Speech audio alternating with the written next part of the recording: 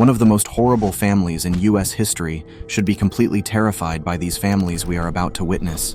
For instance, the life of the House of Plantagenet, whose dark history is like the worst kind of nightmare. Kings were savagely removed, and battles left the ground soaked in blood. Why do many experts not even want to look at the files of what these kinds of evil families did to their victims? Let's expose the most horrifying acts that took place at a seemingly innocent place called home. The Plantagenet legacy of war and power. The story of the Plantagenet house seems like something out of a dramatic medieval series. They ruled England from the mid-12th century to the late 15th century, playing a central role in the Wars of the Roses, which were a series of brutal and long-lasting civil wars. These wars were essentially a massive, violent dispute over who should be king, splitting the family into two main groups, the Yorks and the Lancasters. Imagine the worst family argument you can think of, then multiply it by 1,000. Instead of fighting over small household issues, they fought brutal wars to decide who would sit on the English throne. This was not just a few small fights. It turned into widespread warfare that threw England into turmoil for many years. During this time, castles were attacked, armies moved across the country, and numerous battles resulted in many deaths and fields stained with blood. Kings were crowned and dethroned in fierce battles at places like St. Albans, which is remembered as the bloodiest day in English history, and Bosworth, where the reign of Richard III ended violently. The relentless drive for power illustrated not just the political impact of such conflicts, but also the deep-seated greed and ambition that can divide families and destroy the social structure of a nation. Every battle was more than just a fight for control. It was a profound display of the lengths to which people will go for power, often ripping apart the very ties that hold a country together. Richard III famously lost not only his crown, but also his life to Henry Tudor, putting an end to the long reign of the Plantagenet family and starting the era of the Tudors. The Plantagenets were known for more than their bloody internal conflicts.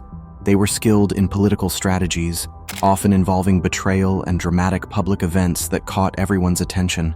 They built many of England's most famous castles and introduced important changes to the law.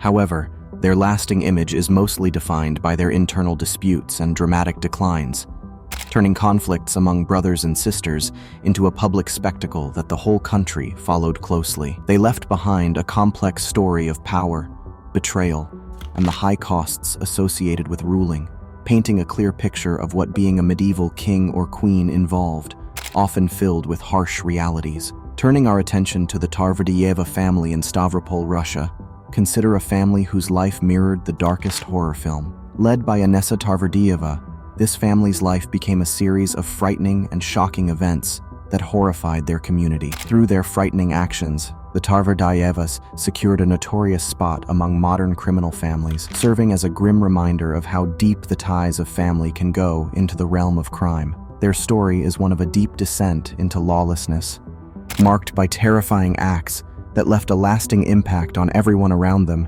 illustrating the dark paths some families can take. Inessa and her husband Roman, along with their daughters Victoria and Anastasia, were not the typical family you'd find in your neighborhood. They began a frightful path of criminal acts in 2007, which continued for over 6 years. Inessa, who had been a nursery school teacher, and Roman, a dentist by profession, led their daughters into a life of crime, committing robberies and murders against anyone who stood in their way. Their method was both simple and horrifying. They pretended to go on camping trips, which were actually planned missions to find and choose their next victims.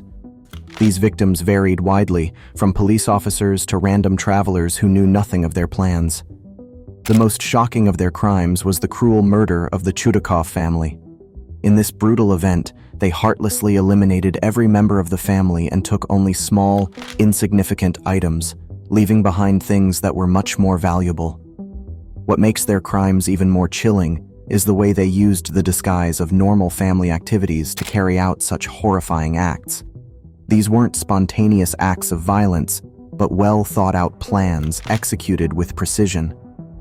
The stark contrast between their public persona of a normal, everyday family and their private life of calculated crime highlights a deep disconnect from typical moral values. Their acts were a deliberate challenge to the accepted standards of behavior, using what appeared to be innocent family trips as a cover for their heinous actions. This strategic masking of true intentions not only allowed them to operate unnoticed, but also added a layer of betrayal to the communities they pretended to be a part of. The deliberate selection of seemingly worthless items over more valuable ones during their crimes adds another layer of confusion and horror, suggesting a twisted motive beyond mere financial gain. By transforming routine family outings into opportunities for extreme violence, Anessa, Roman, and their daughters reveal a profound level of premeditation and detachment from empathy. The gruesome nature of their actions, juxtaposed with their appearance as a regular family, presents a disturbing picture of contradiction that forces us to question our understanding of right and wrong and the potential for evil within human nature. Next, we uncover dark deeds hidden in ordinary places, the Kelly family's sinister acts.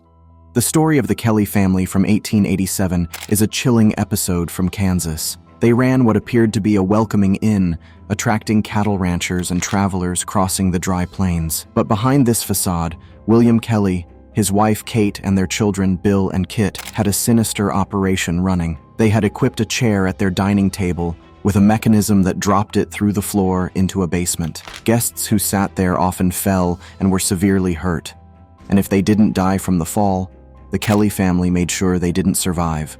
Moving to a more recent case, another family, whose identity came to light in 2013, also led a dual existence that combined normal home life with serious criminal acts. They were eventually caught, and it was discovered that their house contained numerous weapons and stolen goods.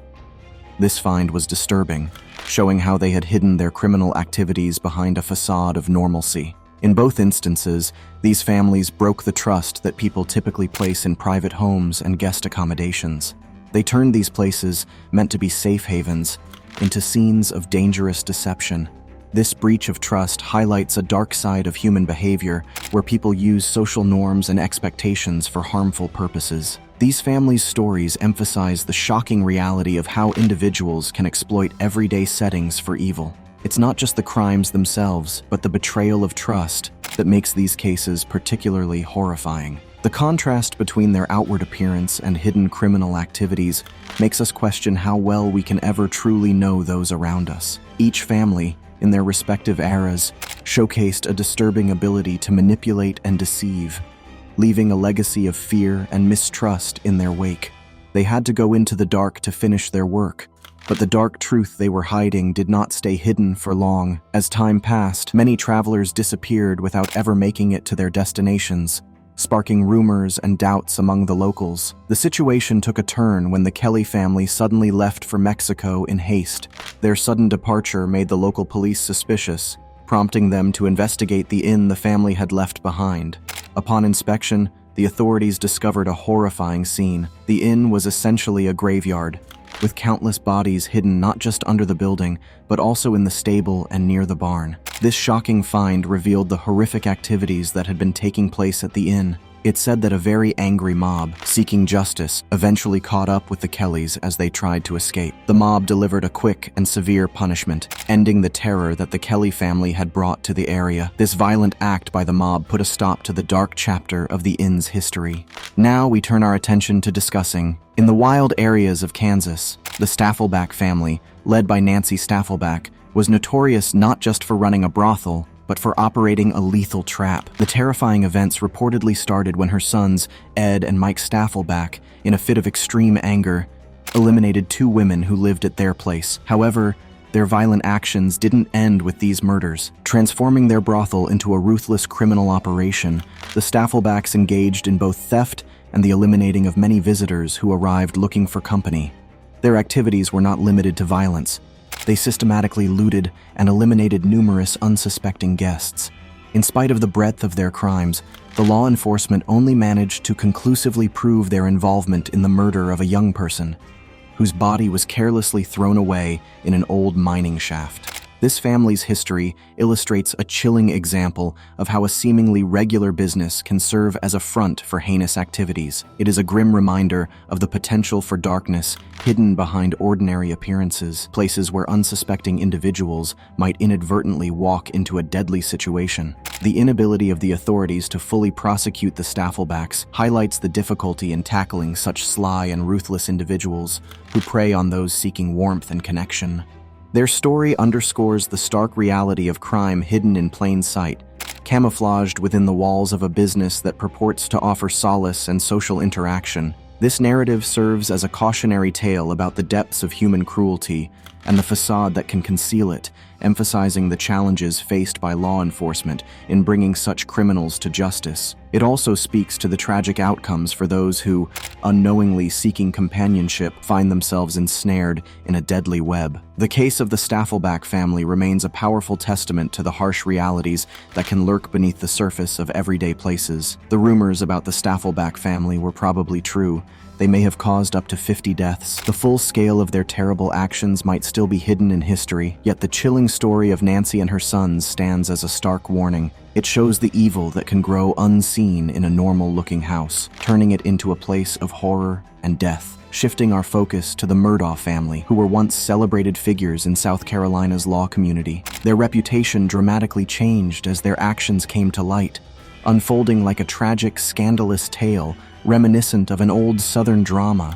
Starting in the 18th century, the Murdaughs had been a powerful legal presence in the Low Country. However, as their story progressed, it became clear that their power also brought corruption, leading to a spectacular and public fall from grace. This shift from being honored to being condemned illustrates how deeply corruption can be rooted in a family's legacy, transforming a story of respect and power into one of disgrace and downfall. This narrative of the Murdaughs shows the dangerous mix of power and corruption, and how it can ruin generations and their legacies. Now, we explore how deep corruption can go in the world of law and power. The Murdaugh family's legacy of injustice. For nearly 100 years, the Randolph Murdaugh family held the position of circuit solicitor, with 3 generations taking turns in this powerful role from 1920 to 2006. This long-term control turned the 5-county area into what was often referred to as Murdaugh Country. The family's law firm, started by Randolph Murdaugh Sr. in 1910,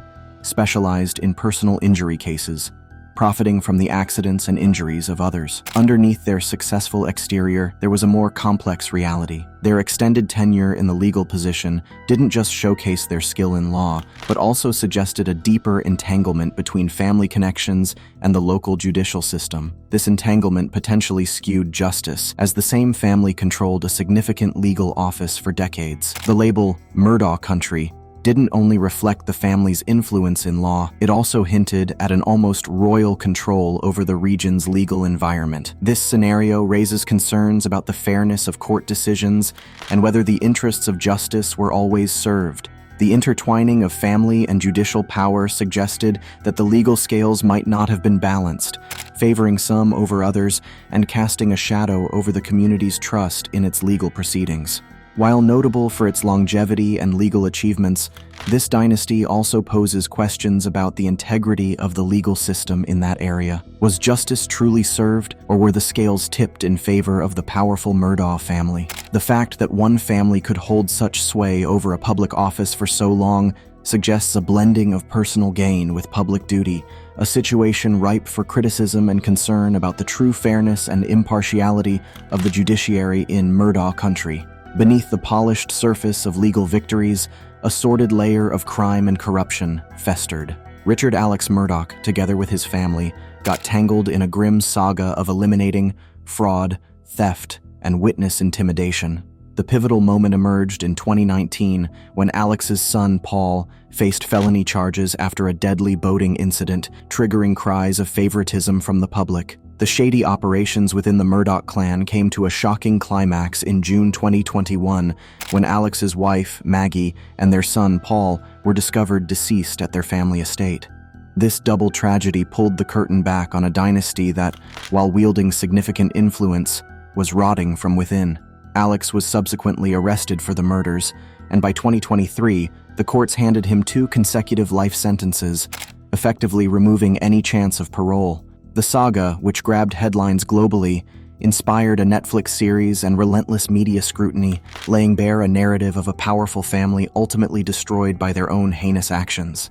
This case served as a dramatic reminder that power can corrupt deeply, and even the mighty can fall hard when their dark deeds come to light. From high-ranking legal figures to convicted criminals, the Murdaugh family's decline is marked by a mix of power, deceit, and violence that turned their territory into a notorious spot. Turning our attention to Gerald and Charlene Gallego, this couple terrorized Sacramento, California from 1978 to 1980. They turned their criminal activities into a horror-filled reality. Gerald and Charlene weren't just criminals. They were ruthless predators who kidnapped women, turning them into prisoners and subjecting them to terrible acts of cruelty before ending their lives mercilessly. They ended the lives of 10 people during their criminal spree. Their terror ended after they brazenly kidnapped Craig Miller and Mary Elizabeth Sauer. Fortunately, a friend of the victims was able to take note of the van's license plate.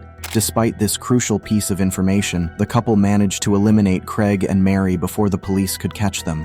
Gerald was eventually sentenced to death in both California and Nevada, highlighting the seriousness of his crimes. Charlene, on the other hand, chose to cooperate with the police, becoming an informant. This move likely saved her from a similar fate as Gerald's, but did not spare her from a life overshadowed by her horrifying actions. In the late 1990s, Gerald was let go from prison after serving a rather lenient 16-year sentence. He passed away in 2002 from rectal cancer while still in prison. His actions, along with those of his accomplice, continue to cast a long, troubling shadow over the community of Sacramento, remembered with concern by the residents to this day. Shifting our attention to the early 1980s, we encounter David Alan Gore and Fred Waterfield, cousins who formed a notorious partnership. Known as the Deadly Cousins, they embarked on a terrifying spree of violence aimed at women. Their crimes were not merely acts of violence. They were calculated and cold-blooded. They targeted women, attacked them, cut up their bodies, and hid them in graves that bore no marks,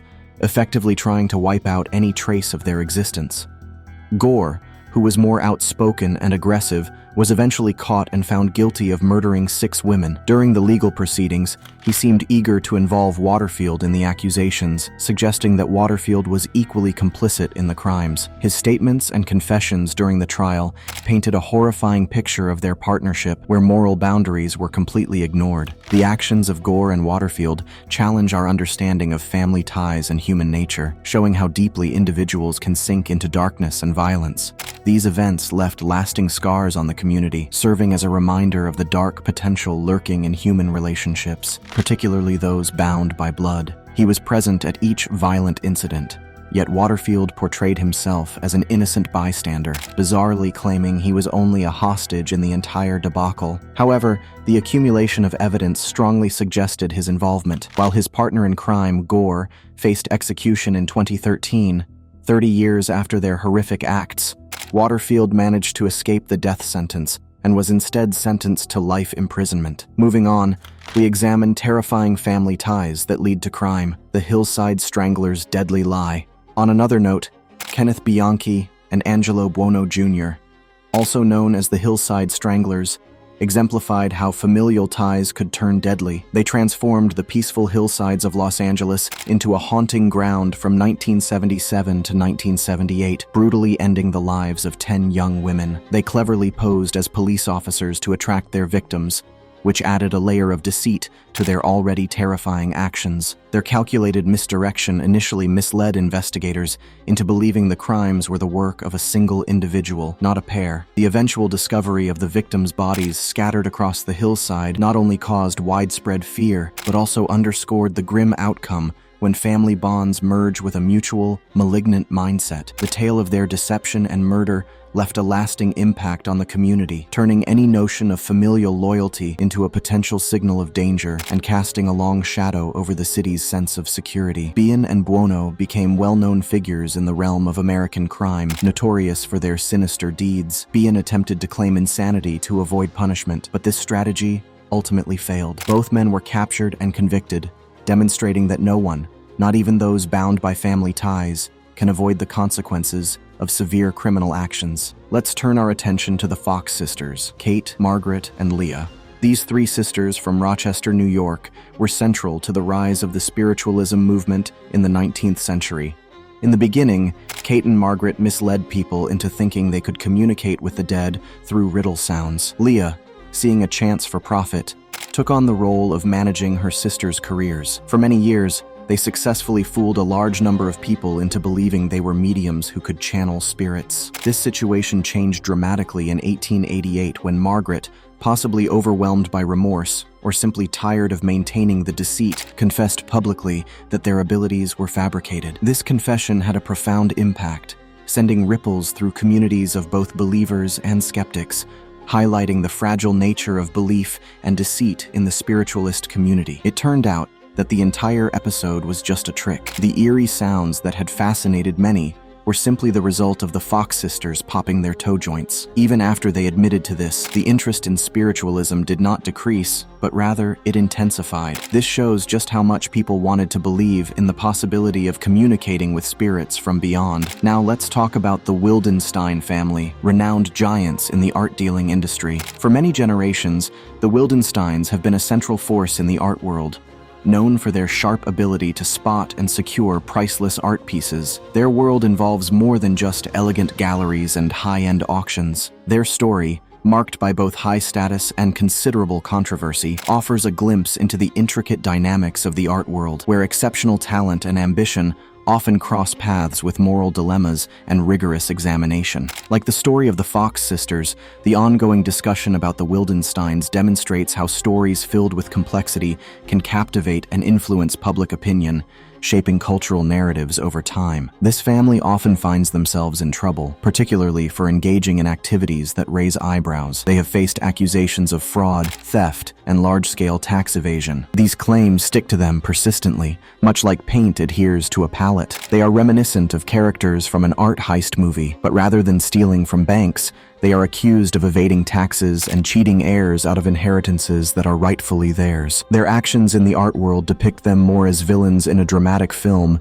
than as genuine art collectors. The accusations against them are severe, involving significant amounts of money and the manipulation of laws to maintain their wealth. Their methods may include altering the stated value of art pieces to reduce the taxes they owe, or moving assets around to avoid legal scrutiny. These tactics, while clever, are also quite concerning. This ongoing pattern of legal issues and accusations shows a bleak picture of a family that uses their resources not for the betterment of the art community, but for personal advantage. It serves as a powerful reminder that wealth and influence can be employed not just for good, but also to manipulate and dodge responsibilities. The lives of these individuals are as colorful and controversial as any TV drama. We've seen public divorces so intense they could outdo the plot twists of a popular soap opera. Family disagreements over their enormous wealth are frequent, but one event stands out because of its sheer boldness. A particular family member attempted to secretly stash away art worth hundreds of millions of dollars from his wife,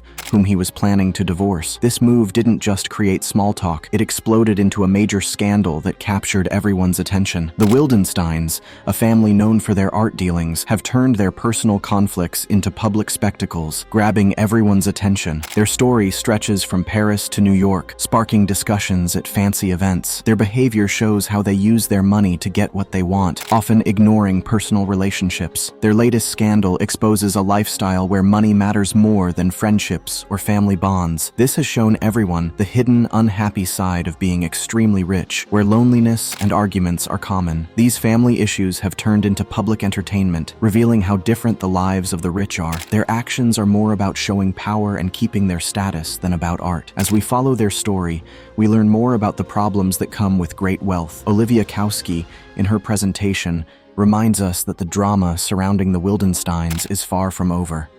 It's a continuing reminder of the challenges and conflicts faced by those in the art world's elite circles.